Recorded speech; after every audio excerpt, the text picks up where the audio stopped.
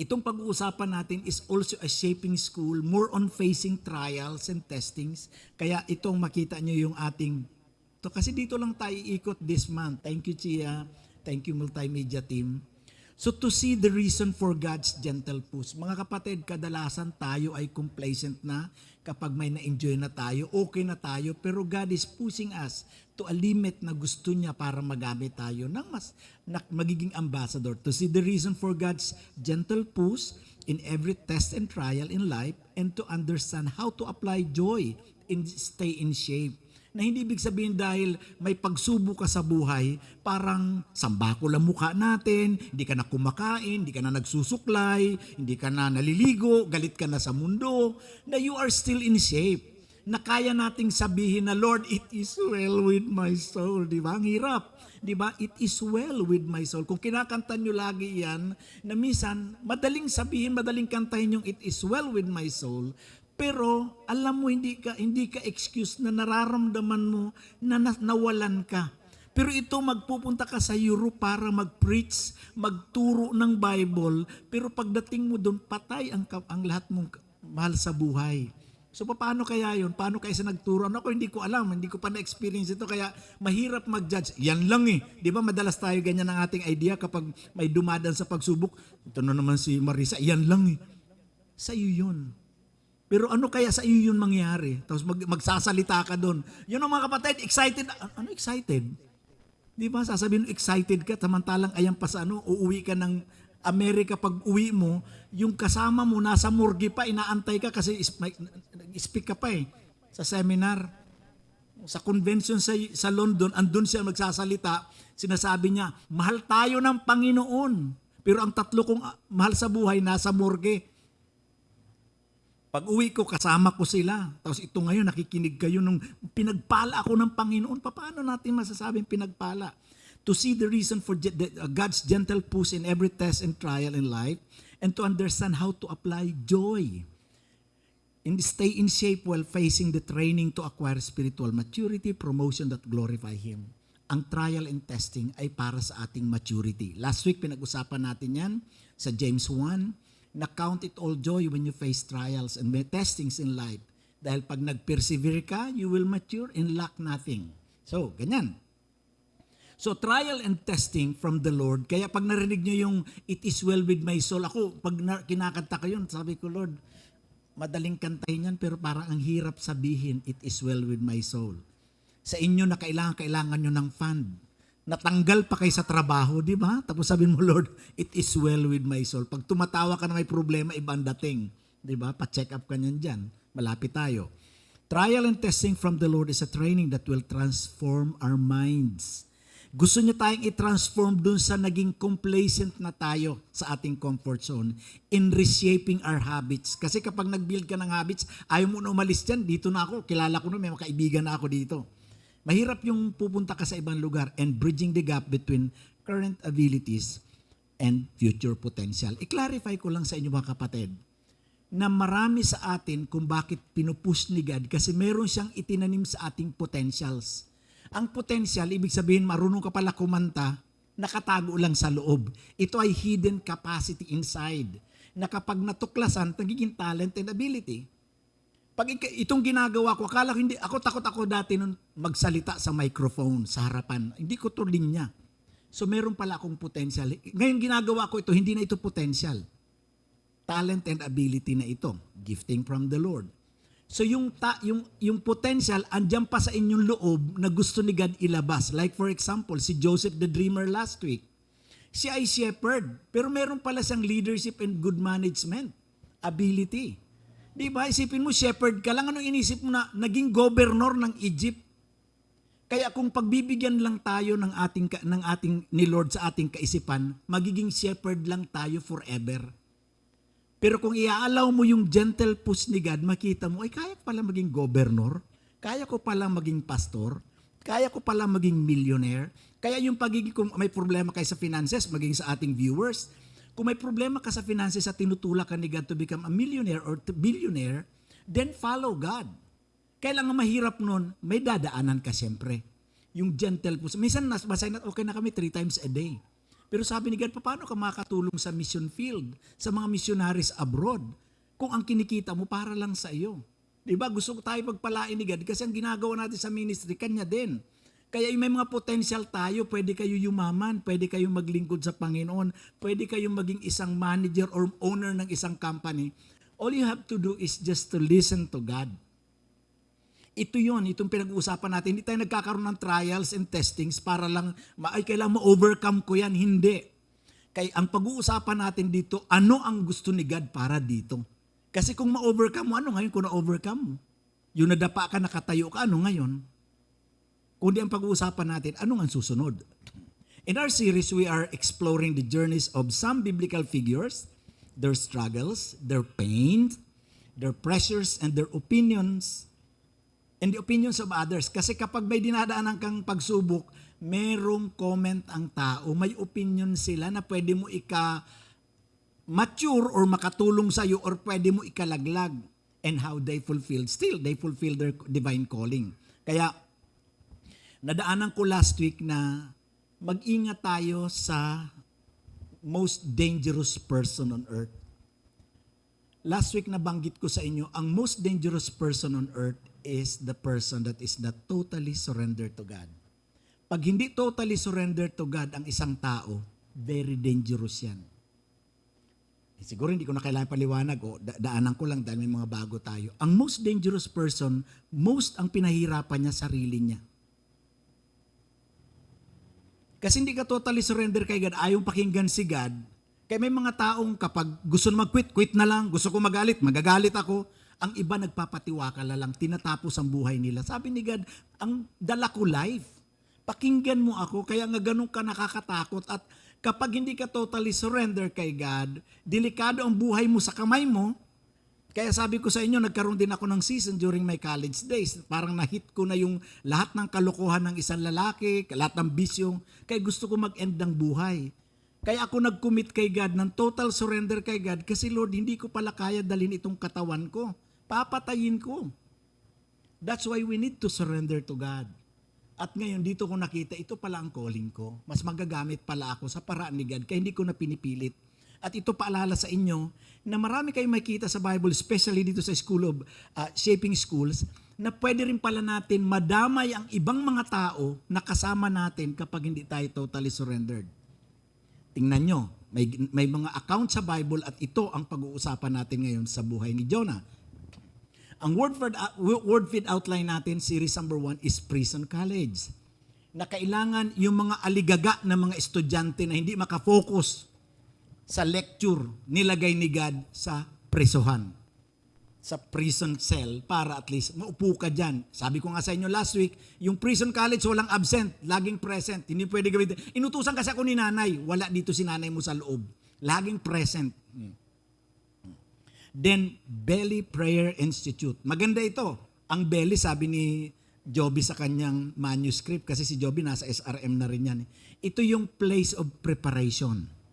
Ito yung place of digestion. Binabanggit ko pa lang, makikita nyo, ang daming wisdom. So, si Joby ngayon tumutulong na sa atin sa SRM kasi talagang makakatulong kung maraming minds ang naglalagay ng mga lessons dun sa ating Ang SRM is Study Room Ministries. Isa sa mga ginagawa ng ministry natin dito, tumutulong sa mga paggawa ng manuscript sa mga pastor natin. Ang belly is part of growth and preparation. Diyan nagsisimula ang baby for maturity. May mga time na kailangan tayo ilagay sa tiyan para tayo mag-grow. And next week, masaya yan. Mindset Homeschool. Walang ibang growth para dito sa mind natin kundi sa homeschooling. And ito masaya sa hulihan, Bankruptcy University. Ayan. Tuloy natin, simulan natin. Series number 2, Belly Prayer Institute. Gusto ko lang banggitin sa inyo na yung mga taong hindi nagpipray, sasabihin ko sa'yo, talo ka na. Pag hindi ka nagpipray, talo ka na. You cannot expect na mag-grow ka or ano. Bakit? Prayer, gaano kahalaga ang prayer? Ang prayer ay way of communication natin kay God. Kapag hindi ka na ipag-usap kay God, ibig sabihin, kaya mo ng sarili mo. You are running on your own, hindi ka totally surrendered kay God. At ang prayer ginagamit natin for warfare prayer. Kapag hindi ka nagpipray warfare prayer against Satan, kapag may atake sa iyo, parang hinayaan mo lang. Subukan nyo may pumasok sa bahay nyo at doon na biglang, ay dito na ako titira. Andun ka lang, tinitingnan mo lang siya. You need to use your mouth. Lumabas ka. Ganun tayo sa mag-communicate. We are using warfare prayer, spiritual warfare prayer, to cast out Satan. Pero kung wala kang sinasabi, hayaan mo na lang ito, ganito na talaga ako. Kaya kung may mga pagsubok ka na baka kailangan itong prayer na ito, so gamitin natin. Kaya ito napasama dito, a Belly Prayer Institute, kasi marami nagsasabi, para kung hindi tinutulungan ni God, kinausap mo ba siya? Hindi, parang mas marami pa si Satan. Kasi si Satan, pag hindi mo pinalabas ang mga demon sa bahay mo, hindi mo pinalabas, invited mo sila. Kaya paalala sa inyo kung bakit tayo talunan, ang kulang natin prayer. Kaya sa inyo na andito sa Belly Prayer Institute, hindi nyo napapahalagan ang prayer, okay. Ang reminder ko lang sa inyo na welcome to the club. Kung may lessons tayo matututunan dito, then damputin natin at i-apply natin. So, pwede bang hindi mag-pray? Ikaw na magpaliwanag yan. Tandaan natin, ang kalaban natin ay hindi tao. We wrestle not against flesh and blood. Ang kalaban natin ay spirit at nakikinig lang sila sa ating command sa kanila. Pero kung wala kang prayer na ginagawa, ikaw ang talunan. Simulan natin dito, nung tinawag si Jonah ni God, the word of the Lord came to Jonah, son of Amittai.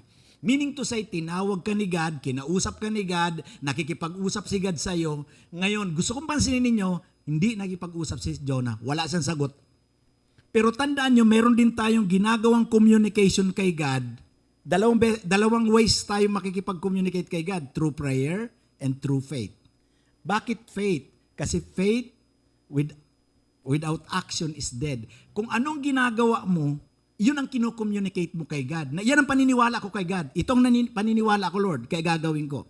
So sabi ni God, Jonah, meron ako ipapagawa sa iyo. Tingnan yung action niya, wala siyang prayer. Twice lang nag-pray si Jonah sa chapter 1 hanggang chapter 4. Isang prayer na nasa tiyan siya ng isda, at prayer na nasa labas na siya, nakalaya na siya. Nakagraduate na siya dito sa Prayer Belly Institute. Pero gusto kong ipakita sa inyo na paano tayo nag-communicate kay God. Number 1, na kina-communicate natin yung ating action. Diba? Faith without action is dead. God is pleased by our faith. Pero pwede rin natin i-communicate ang ating faith in a negative way. Tingnan nyo, verse 2. Go to the great city of Nineveh and preach against it, because its wickedness has come up before me. The word of the Lord came to Jonah, son of Amittai. Alam niya, narinig niya si God, pero hindi niya kinausap si God. Nakikipag-usap si God sa kanya. Ito ang kanyang ginawa. Yung pagpunta niyo rito ngayon, that is faith. May gusto kayong marinig, may gusto kayong gawin, that is faith. Tingnan niyo ang faith ni Jonah, ang communication niya kay God directly. But Jonah ran away from God. Yala? Walang prayer, pero nag-communicate siya. Faith. Ran away. Tumakas siya. And headed for Tarshish. Tarshish is western part of Israel, at ang Nineveh ay nasa kanan, eastern part. He went down to Joppa, where he found a ship bound for that port.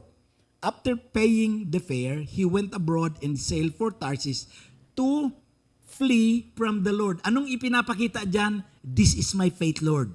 Yung sinabi mo pumunta sa east, west ako, Lord. Walang prayer, pero nagsasalita ang faith. Kaya yung pag-resign mo bilang ayaw mo na kay God, faith din. Hindi naman kailangan ng usapan. Yung ginagawa ko. Itong ginagawa ko ngayon kung bakit nagpipreach ako, Lord, I believe in you, Lord. Itong gusto mo sa akin, that's why this is my action. Verse 7. Ikwento ko lang sa inyo, dahil mahaba ito, para at least makat lang natin, si Jonah ay merong pride. Sa lahat ng naglingkod kay God from Genesis to Revelation, ito yung manggagawa ni God na merong attitude. Merong pangit na behavior. Nung tinawag siya ni God, meron siyang alternative ways. May plano rin ako, God. Si God naman. So itong sabi ko sa inyo na napaka-dangerous ng taong ito sa sarili niya. At hindi lang siya dangerous sa sarili niya, risky din siya kapag kasama mo. Kaya that's why I encourage you, get right. Always get right kapag may kasama kang pinapalo ni God, hindi ka madadamay. Ngayon kapag hindi ka aware, madadamay ka diyan sa pinapalo ni God. Bakit pinapalo ni God? Gusto ko lang makita ninyo na ito si Jonah, kung bakit ito nilagay sa Bible dahil at this point in time in 2026, ganito ang mga ugali ng tao karamihan. Okay? Makikita natin yan. Lipat na tayo sa verse 7. Nakasakay na siya sa barko at nagpadala si God ng storm. At ang ginawa ng mga tripulante sa barko, kapitan, tinapo nila lahat ang kanilang kagamitan kasi malulunod sila. Kargado itong barko na ito. At itapon nilang kagamitan nila kung sa panahon natin, ang natira na lang sa inyo, mababasa na itong cellphone ko, lahat ng gamit nyo. Pupunta kayo sa inyong papupuntan, wala na dahil meron kayong kasamang dangerous person inside the boat. Ito na. Then the sailors said to each other, "Come, let us cast lots." Parang coins, tatapo natin, to find out who is responsible for this calamity. Sandali, meron palang responsibility yung calamity. Paano yung sa General Santos City? Katatapos lang, ito si Nas. South Cotabato, sa Mindanao. Meron bang responsible dyan? Klaro, binabasa ko lang sa inyo. Gusto ko lang makita ninyo, ganyang kaliwanag ang Bible. Maging sa bahay natin, kung minsan nagkakaubusan ng gamit, na grabing kahirapan, meron bang responsible for this calamity? They just cast lots, parang toss coin, and the lot fell on Joby. Hala, na kay Joby. Ang galing naman nun, pag ganun mo lang, Joy, oh. So kaya be careful about this kapag may mga bagay na nangyayaring kalamidad sa loob ng bahay, sa ating lugar, sa bus. Kailan, 2 days ago, may 2 patay na naman. Doon sa Pagbilao, banggaan na naman. Bus sa isang truck. Who is responsible for this calamity? Kaya nga sabi ko sa inyo, napakadelikado ng hindi totally surrender kay God. Yung mind natin, yung emotions natin, papatayin mo sarili mo at sisirain mo rin ang buhay ng iba. Okay, verse 12. Lumilipat na tayo from 7:12. Sabi ni Jonah, "Pick me up and throw me into the sea." Grabing alon, ang yung alon nga lang sa tabi yung nagsiswimming tayo. Hinahampas na tayo.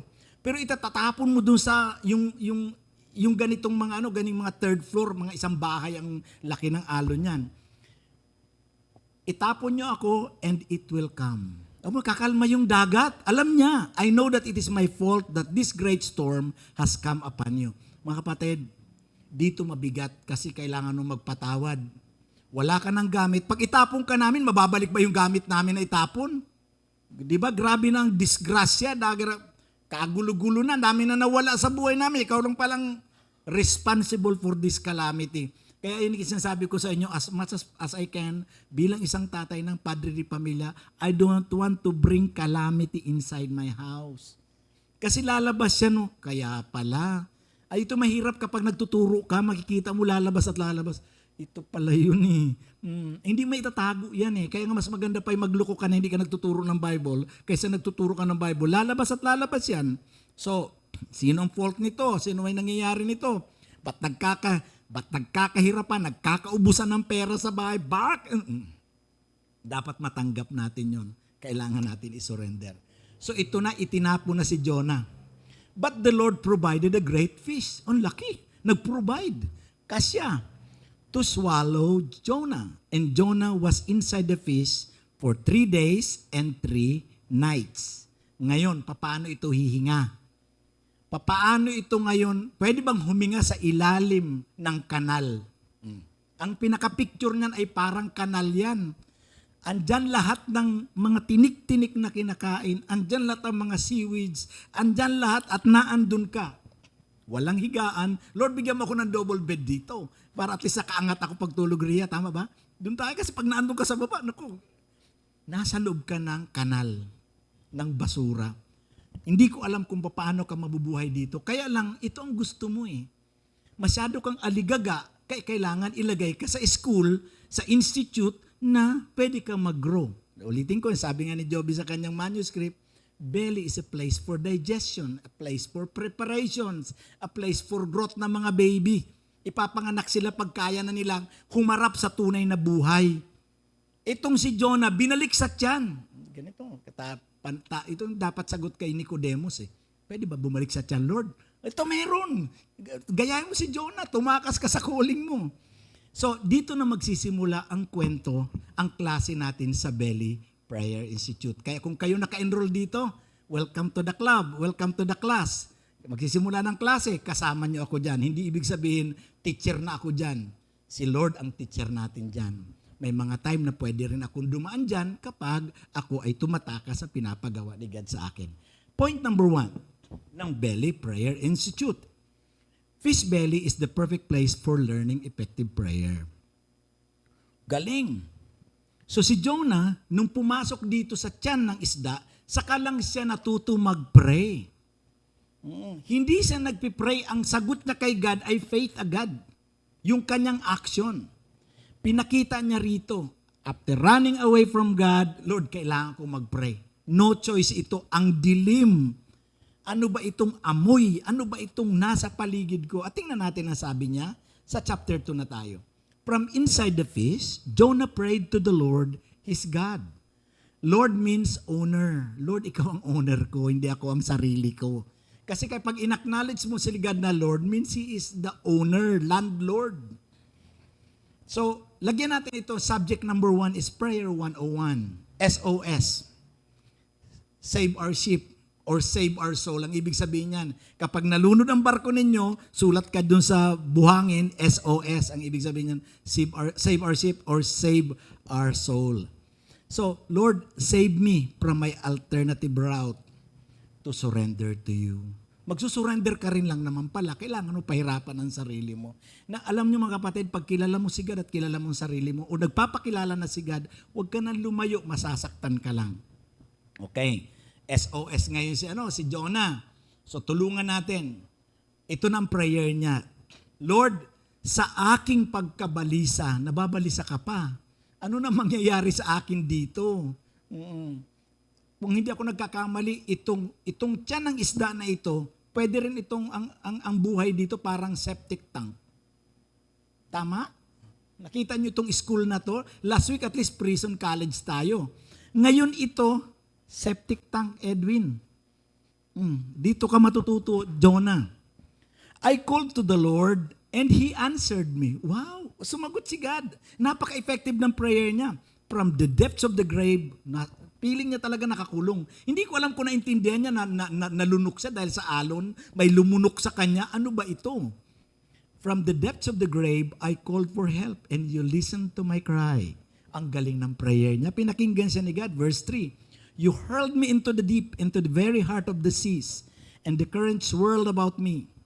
All your waves and breakers swept over me. Naku, ipit na siya dito. I said, I have been banished from your sight, yet I will look again toward your holy temple.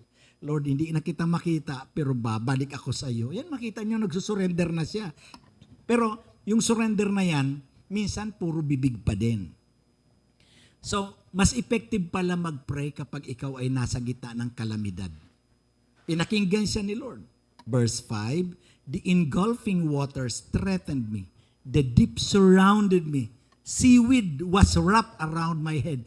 Saya nito, no? Ria, no? Diyan, okay ba sa'yo? Nagpipray ka, may seaweed ka dyan, no? Yung mga nadudurog na mga buto, ng buntot ng isda, ng mga shrimp. Ano to?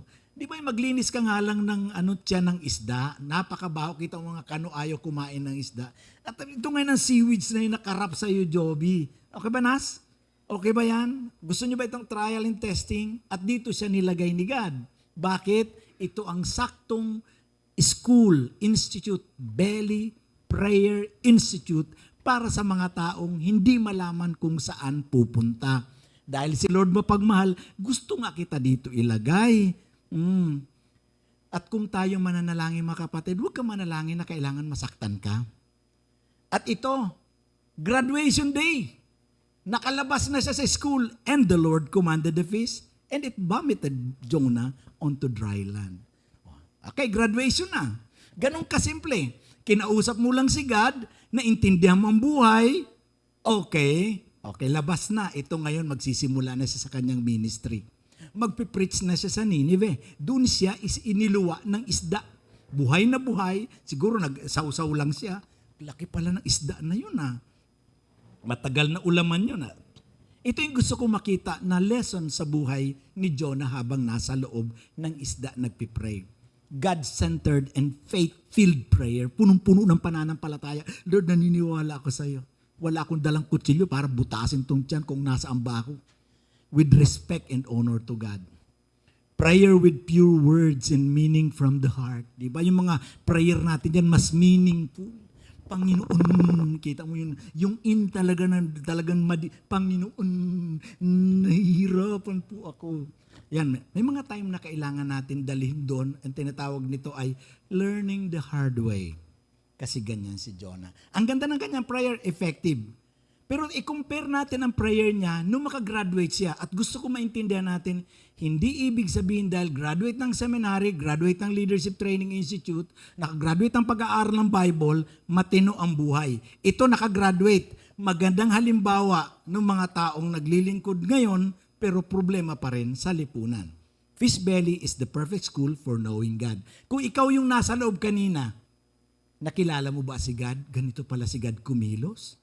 Sumusunod ang isda, sumusunod yung dagat, pati nature. Okay, tingnan natin. The Belly Prayer Institute is a special lecture room for people who are full of pride, have a self-righteous attitude, and are eaten by their hypocrisy. Ang hypocrisy, hindi ka namumuhay sa tama. Itong sabi ni God, andun ka sa kabila. Pero gusto kong isagutin sa inyo yung tanong ng marami. Bakit hinahabol ni Lord si Jonah? Marami naman ang willing maglingkod sa kanya. Kasi si Jonah ay typology ito. Kumbaga, example siya ng totoong tao. Na maging sa ngayon, ganito ang ginagawa ng karamihan. Nagsisimba, full of pride, self-righteous. Atin ako dahil gusto ko maglingkod dahil gusto ko, nagra-run away kay Lord, pero ang kanilang buhay ay hindi naka-align kay God. Marami na rin sila napakinggan, ang iba na dumana sa training. Ako, dami kong kaklase sa Bible school, sa seminary, pero ang kanilang buhay, the same.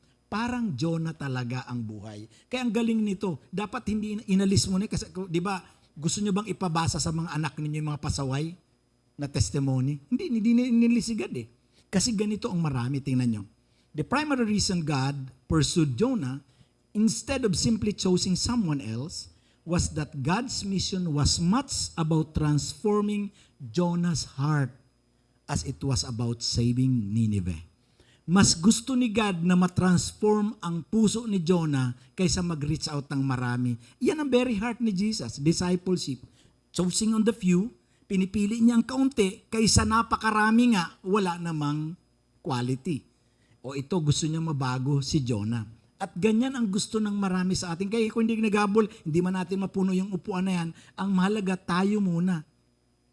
Kasi mahirap tayo paniwalaan sa labas. Masasama ako dyan sa inyo sa church. Kagabi nga, isabog tayo Kagabi nga, grabe tayo sa sugal. Tapos nga, parehas din lang naman Itong gusto ni God, dapat may transformation para may makita sa gusto ko yan, may pag-asa dyan sa inyo. At ganyan si Jonah. God was exposing Jonah's self-righteousness. Nineveh was Israel's brutal enemy. Jonah fled because he knew God was merciful and he wanted Nineveh to be destroyed. Gusto ko ipaalala sa inyo na itong Nineveh na ito ay kalaban ng Israel. At yung Nineveh na ito, maraming namatay na kamag-anak sila. Kaya si Jonah, sabi ni God, gusto kong parusahan yan, pero ikaw, Jonah, ang tatawagin ko. Kaya si Jonah gustong tumakas. Lord, ang gusto ko dyan sa bansa na yan, patayin mo, parusahan mo kasi pinahirapan mga kamag-anak ko niyan. Itong mabigat, mga kapatid. May mga time na yung taong kinaiinisan mo, doon ka pa tinawag ni God. Ngayon, may choice ba tayo? Itong example kay Jonah. Tama ang nararamdaman ni Jonah. Naiinis ako sa iyo, nakakaasar ka na Marisa. Nikki, nakakaasar ka na. Pero sabi ni God, doon ka, Dennis. Doon ka, Ria.